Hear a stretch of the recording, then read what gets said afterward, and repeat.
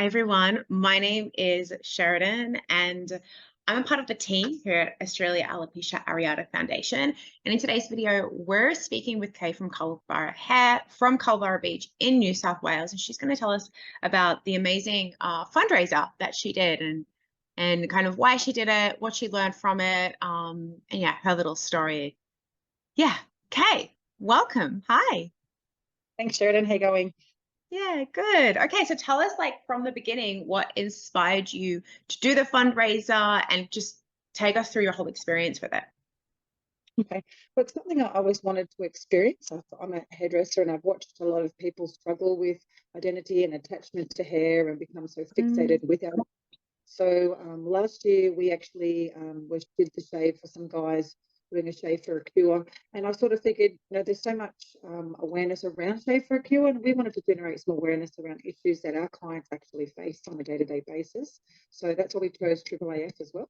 So, we wanted to actually, just get some awareness out there. So that was the perfect yeah, solution. Yeah. yeah. Thank you. We appreciate it. Yeah. Um, I'm super curious. Okay, so you've you're a hairdresser and you're really seeing, like you said, identity and attachment being kind of wrapped up in hair. I understand that because I've lost it. But what are but I'm really curious, like I can only see it from my point of view. What do you see in like a larger population? Like what are common themes that you see come up in individuals?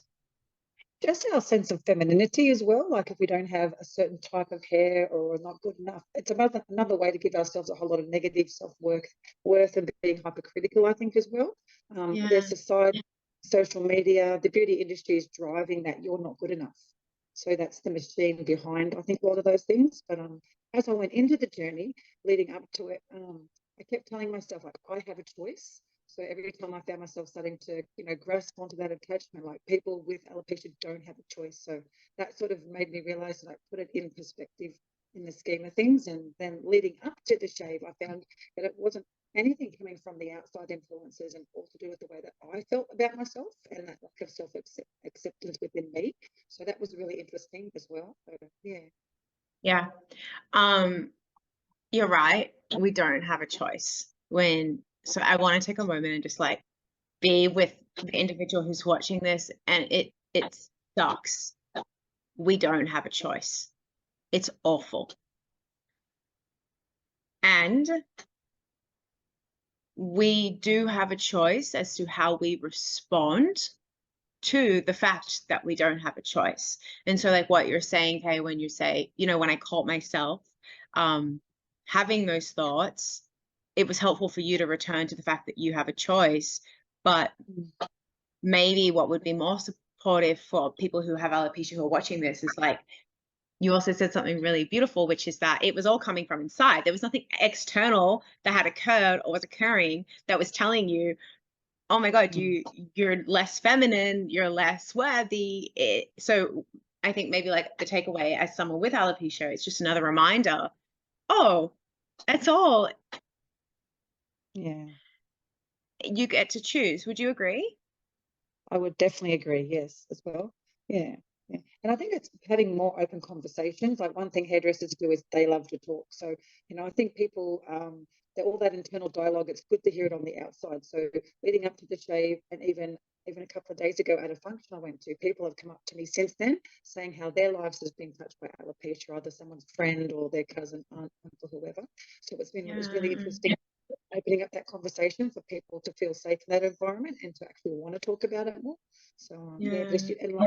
And Carlos came down, and he was amazing. Carlos came down and for the event as well, and he did a great talk and saying that affects 2% of the population, which is quite a huge amount of people affected with that. So, and some people still have no idea what it is. So Yeah. yeah. Yeah. Do you feel like a lot of the issues and attachment could be, for lack of a better word, not healed, but like maybe minimized if people were talking about it a bit more? I think it's normalized, normalized that it's Yeah. a normal, as well. I think just to I think fear, people don't understand things. There's that fear response or not being Yeah. aware. So the more aware, the less fear or and being able to ask questions. One thing I talked about the night was that quite often people with alopecia are mistaken for being cancer treatment patients, and they get quite upset. And he was saying that, like it or not, you're an ambassador for alopecia, as well. So that was, maybe I'm amazed at how many people have said to me, maybe your hair will grow back curly. And I'm like, we've become so ingrained in us that people just assume your hair, when you have no hair, it grows back differently. He said, that's only if you're going through some type of, chemotherapy or radiation. Your hair doesn't grow back any differently by shaving your head. So people have forgotten what shaving your head actually means. And if that makes any sense, No, I think that makes sense. And I'm really happy that you spoke to it, because it's a challenge that I think is, like, we experience it. And sometimes it's hard to have somebody else understand that, no, it won't grow back curly. No, probably not. It's probably not going to, like, we don't know. The ultimate thing is, like, it may, and it has for some people, but it also may not. We don't know. Yeah. If somebody was considering doing their own fundraiser, so can you get to, like, can you walk us through the steps? If somebody was like, oh, this sounds interesting, I might want to do a fundraiser. Can you walk us through the steps of, like, what you actually did and what your experience, or, like, I don't know, what the effect of it has been, maybe? Awesome. So initially I did a bit of research and I found AAAF online. So you have a fantastic website and there's lots of really great stuff on there. So I went through the process of setting up a GoFundMe link onto the page there as well, and then emailed and got in contact with you guys at AAAF. In the meantime, I'm lucky enough to have public exposure in a shopfront as well. And social media is obviously a really powerful tool. Personally, I think people, my experience is that people like to donate in person or to be involved. The GoFundMe page wasn't very active as well, but it also bypasses the fees and administration. So I think that's better for everybody as well. So I think a lot of people, like, we have a small community, but I think community makes things really great. So getting people involved. We then did some advertising. We got some local businesses involved, so they donated raffle prizes, which was a fantastic idea. So we could cross promote their businesses. They became involved, and that way, then people won some fantastic prizes. So and they were donating as well, but they also felt as though they were, were giving and receiving as well. It made it a really fun night as well. So then, in the meantime, up to the shave, I think most people, it's only in the last 2 or 3 weeks when it's fresh in people's mind. If you put things too far in advance, life's very busy. So I think those last 2 or 3 weeks are the crucial phase for coming in there. We also had a cupcake drive. My mum does these amazing cupcakes with love. So we had a cupcake drive. It was just so much love there. That's what I loved about it as well. Yeah, so then leading up to that night, on the night itself, there was myself, then 2 other ladies joined. We had another mutual friend MC for the night. Carlos came down. We did it in a local club space, which I would never have done, but I thought the only way to get exposure and to raise money is to put yourself in that public arena there as well. And then we had a few other people having undercuts and things that night. By the time we got to the shave part of it as well, when it was my turn at the end, I felt so held and supported. It was like the easiest thing ever. There was not even any butterflies, and like it was such a positive experience. Like I can't, and I've been worrying for like ages, like worrying about that.